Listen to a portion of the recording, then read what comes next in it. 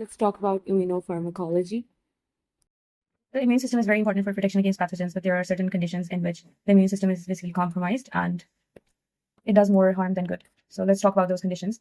Drugs that suppress the immune mechanisms will play an important role in treating these conditions. Increasingly, monoclonal antibodies targeting proteins with key roles in immune responses, they are being developed as immunosuppressive agents. So for immunosuppressive agents, what is being developed? Basically, monoclonal antibodies are being developed. In some situations, drugs that potentiate the immune response provide benefit. A growing number of other conditions can rely on monoclonal antibodies for chemotherapeutics. For example, in the cases of cancer, cardiovascular diseases, HIV, etc. A small subset of these newer drugs has been withdrawn from the market on emerging toxicities. Okay, now let's talk about the classification of the drugs that modulate the immune function. So we're going to have two classes. So we have two classes. One is the immunosuppressants, and secondly, we have the immune potentiators or the immune stimulators.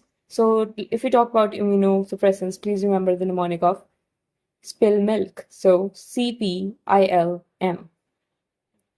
So C is for the corticosteroids, or example is prednisone. I is for the immunophilin. IL is for the immunophilin ligands. Examples are cyclosporin, tacrolimus, and sirolimus. And for M, we have mycophenolate mofetil. Now let's talk about the others. So these are C and I. Cytotoxic drugs as well as immunoglobulin-based agents. The example of cytotoxic drugs is azathioprine, and the example of immunoglobulin-based agents is etanercept. Now let's talk about the immune potentiators or the stimulators. For that, please remember AI. So we're going to aldesleukin as well as interferons. Okay, now let's talk further about the immune mechanisms. In the innate immunity, please remember that innate immunity is basically concerned with the production of natural killer cells as well as phagocytic cells. So when the innate immunity is compromised, the adaptive immunity comes into being. So in the adaptive immunity, we're going to have cell-mediated immunity as well as humoral immunity. So for the cell-mediated immunity, please remember the activation of the T cells, as well as for the humoral immunity, please remember the activation of the B lymphocytes. This was for the immunity. Now let's talk about the subsets of the lymphocytes, or the CDs. So basically, we have clusters of differentiation. For example, helper T cells are going to have CD4 proteins, and cytotoxic T cells, or TC, they are going to have CD, or CD8 protein complex. Now let's talk about antigen recognition and processing. So the first step in the adaptive immune response is that of the antigen-presenting cells. So let's imagine that these are antigen-presenting cells. They have to be recognized by a receptor, which is called a T cell receptor, which is present on the helper T CD4 cells. And after that, the antigen-presenting cell is going to be process the antigen, and it is going to process the antigen into small peptides. The most important antigen-presenting cell is that of the MHC1 and MHC2, which is major histocompatibility complex, classes 1 and 2 proteins. They are recognized by MHC1 is recognized by CD8 and MHC2 is recognized by CD4. Activation of TH cells is by the class 2 MHC peptide complex. So activation of TH cell is going to be by the MHC2, and activation of the TC cells is going to be by MHC1. This requires co-stimulatory and adhesion molecules in addition to activation of T cell receptors. Okay, so what are antigen-presenting cells? Examples are dendritic cells, macrophages, Langerhans cells, and B lymphocytes. They are involved in the processing of proteins into cell surface forms which are recognizable by the lymphoid cells.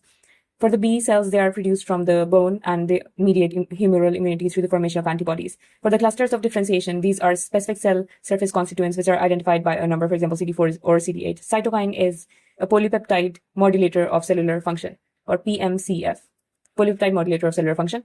It includes interferons, interleukins, and growth-stimulating factors.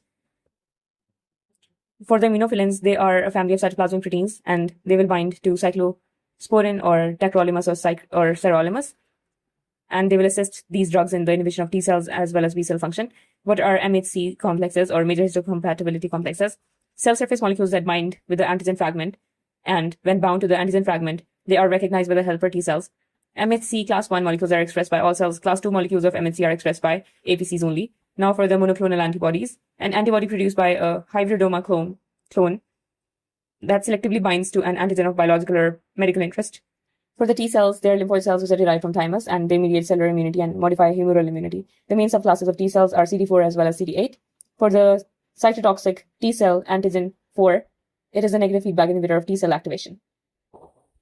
Now let's talk about cell-mediated immunity. So for that, activated TH cells are going to secrete interleukin-2, which is going to further secrete TH1 and TH2.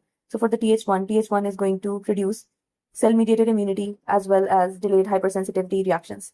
So if we talk further about the Th1, then Th1 is going to produce three things, TII. So first of all, we're going to have TNF-beta, which is tumor necrosis factor beta, and then which is also called lymphotoxin.